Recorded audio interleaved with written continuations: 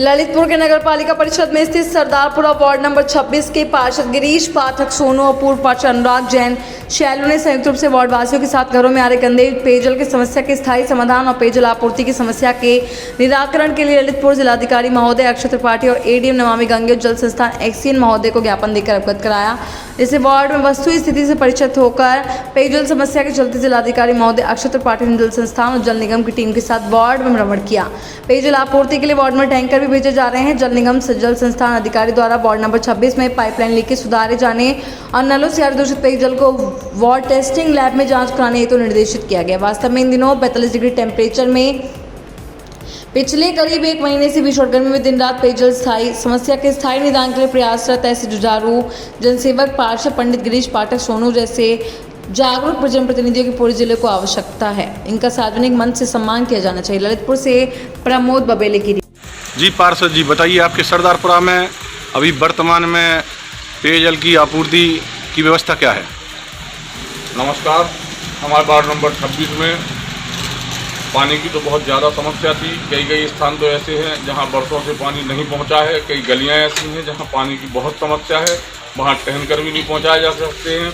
केवल एकमात्र सहारा हैंडपम्प है। हैंडपम्प भी लोड ज़्यादा होने की वजह से ख़राब हो जाते हैं। हालांकि हम जल संस्थान के बराबर संपर्क में हैं, हैंडपम्प सुधरवा दिए जाते हैं, लेकिन हैंडपम्प उनको उतना उपयोग ज़्यादा हो रहा है कि वो बार बार ख़राब हो रहे हैं। तीसरी महत्वपूर्ण बात ये है, उन गलियों में जो भी पाइपलाइनों में समस्या है, जब तक हम उसको दुरुस्त नहीं कराएंगे तब तक हमारी ये समस्या बराबर बनी रहेगी और हमें परेशानियों का सामना वार्ड वालों को करना पड़ेगा। अभी डीएम साहब के संज्ञान में भी यह मामला हमने डाला था। उसके बाद उन्होंने एडीएम साहब को भेजा था, एक्सीएन साहब से, ईओ साहब से, पूरा अमला हमारे वार्ड में आया हुआ था। हमने उनके साथ 2 दिन लगातार निरीक्षण किया। प्रयास उन्होंने आश्वस्त किया है कि हम जल्द से जल्द इन लाइनों को दुरुस्त कराने का प्रयास करेंगे। हमारी उनसे यही मांग है, यदि उन लाइनों को ठीक करा दिया जाए और वहां टंकी से जो पानी का फ्लो छोड़ा जाता है, अगर उसको बढ़ा दिया जाए तो हमारे यहाँ पानी की समस्या को ख़त्म किया जा सकता है। दूसरी महत्वपूर्ण बात यह है कि उन्हीं नलों में जब सर्दियों में पानी आता है तो गर्मियों में पानी कहाँ चला जाता है उन नलों का, ये बात समझ से परे है। इसको हमने अधिकारियों को भी अवगत कराया और उनसे उम्मीद करते हैं कि वो अतिशीघ्र हमारे बात की पानी की समस्या का निराकरण करें। पानी की बहुत ज़्यादा समस्या है, लोग पानी के लिए त्राही कर रहे हैं। इस संबंध में आपने एडीएम महोदय, नमामि गंगे और जल संस्थान के अधिकारियों से भी आज भेंट की थी? जी हाँ, उनको हमने ये सारे मामले संज्ञान में दिए। उन्होंने हमें आश्वासन दिया है कि जल्द से जल्द प्रयास करेंगे कि इसका समस्या का निदान किया जा सके। दूसरी बात, 1-2 पॉइंट हमारे मोहल्ले में ऐसे हैं जहां नलों से गंदा पानी भी आ रहा है, उसके लिए भी हमने एसडीएम को अवगत कराया था। उन्होंने कहा तो है कि हम जल्दी प्रयास कर रहे हैं उनको ठीक कराने का। अब देखते हैं कब तक कराते हैं। यदि वो अति शीघ्र इस पर कार्रवाई नहीं करते हैं तो पुनः जाके उनसे मिलूंगा और उसको ठीक कराने का प्रयास करूँगा। जी भाई साहब, आप सरदारपुरा में पूर्व पार्षद रहे हैं और वर्तमान में सरदारपुरा में पेयजल की क्या स्थिति है? वर्तमान में सरदारपुरा कहें या 26 नंबर वार्ड कहें या पूरे नगर में कहें, अभी पानी की जो वाटर सप्लाई है मतलब बहुत स्थिति खराब है। और इसके पूर्व हमने इतनी स्थिति खराब कभी नहीं देखी। पहले भी पानी की समस्या हुई, ऐसा नहीं है, लेकिन बहुत जल्दी 2-4 दिन में वो कंट्रोल में आ जाती थी। इस बार समझ में नहीं आ रहा कि क्या बात है। जिलाधिकारी महोदय भी प्रयास कर रहे हैं, अन्य लोग भी लगे हैं, हम जल संस्थान भी गए थे, एक्सीएन साहब से भी बात हुई।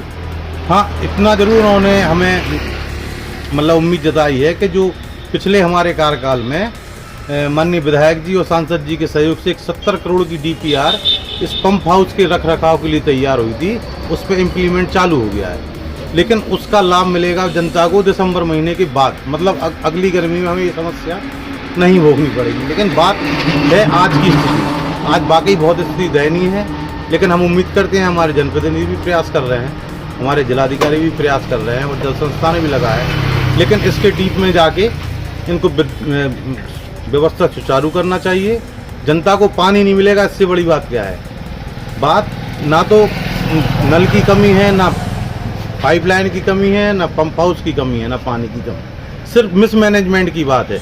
ये जो व्यवस्थाएं अभी की जा रही हैं, ये व्यवस्थाएं यदि जनवरी और फरवरी के माह में कर ली जाती तो आज हमारे नगरवासियों को इतनी तकलीफ नहीं भोगनी पड़ती। इस संबंध में आपने अभी बीच में जिलाधिकारी महोदय से भी भेंट की थी। कुछ पानी के मतलब गड़बड़ी थी पानी में, उसके संबंध में भी आपने कहा था गंदा पानी आ रहा है यहाँ पे।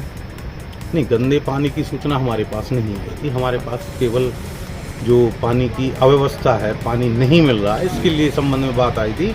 आगे जो भी समस्या हमारे यदि स्तर पे आती है तो हम बिल्कुल जनता के लिए पार्षद रहें अथवा ना रहें, ये अलग बात है, लेकिन जनता से हमारा जो जुड़ाव है, हमारा जो परिवार है, इसके लिए हम सदैव खड़े हैं। और आपने पहले भी प्रयास किए, वहाँ पे बोरिंग वगैरह भी आपने चेक कराई, कहीं जल स्तर ना घट गया हो, हैंडपम्प में पाइप भी डलवाए, अभी वर्तमान में उनकी क्या स्थिति है? वर्तमान में जो एक फेज 2 का काम हमारे कार्यकाल में हुआ था, पूरी पाइपलाइन नापी गई थी, उनका वाटर लेवल लिया गया था, और जिन जिन गलियों में आज पाइपलाइन नहीं है, जैसे मेन रोड पे लाइन है, अंदर गली में नहीं है, उन सबको हमने नपवाया था।